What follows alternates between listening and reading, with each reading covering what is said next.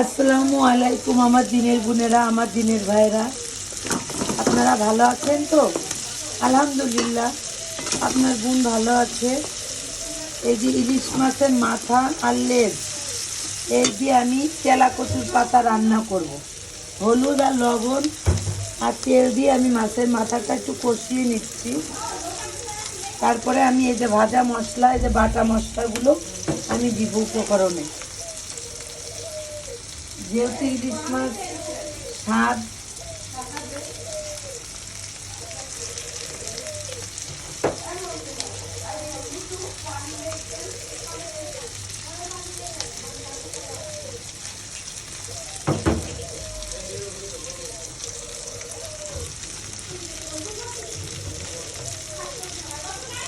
এবার আমি মশলা বাটাটা দিয়ে দেবো। বিসমিল্লাহ।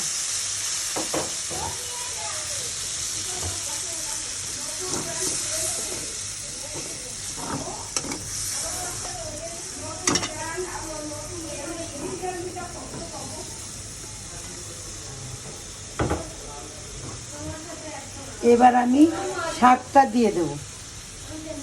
এই যে তেলা কচুর শাক। বিসমিল্লাহির রহমানির রহিম।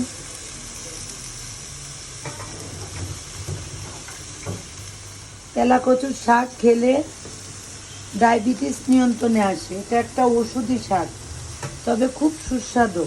আর তেলা কচুর যে ফলটা, এটা যদি আপনারা ভাজি করে খান, সেটাও অনেক টেস্টি ফুল। আপনাদেরকে দেখাবো তেলা কচু ফলের রান্নাটা।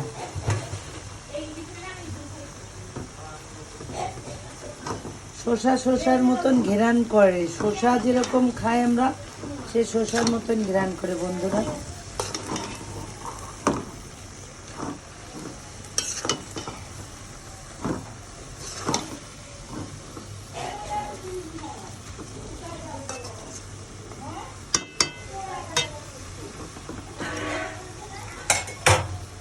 এবার আমি শাকটাকে একটু ঢেকে দেবো মজার জন্য।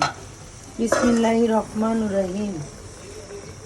আমার মায়ের কুরআন তেলাওয়াতটা আমি মুখস্থ রাখিয়েছিলাম বন্ধুরা। আমি আসলে কান্নাকাটি করার ফলে আমার গলাটা বসে গেছে, এজন্য আমি কুরআন তেলাওয়াতটা করতেছি।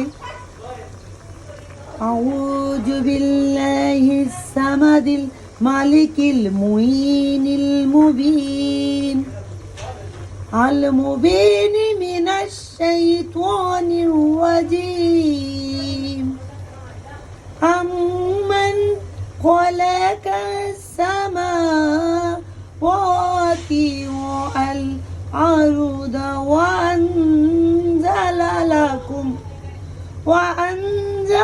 لكم من السماء ماء فأنبتنا به حدائق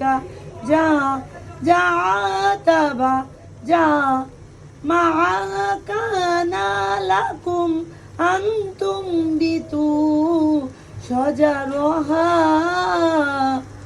أإله مع الله بل هم قوم يعدلون آمنت بالله। বন্ধুরা, আমার মা এই কিরাতটা শিখিয়েছিল, কিন্তু আমি কান্নাকাটির ফলে আমার গলাটা বসে গেছে, আমি ভালোভাবে গেতে পারিনি।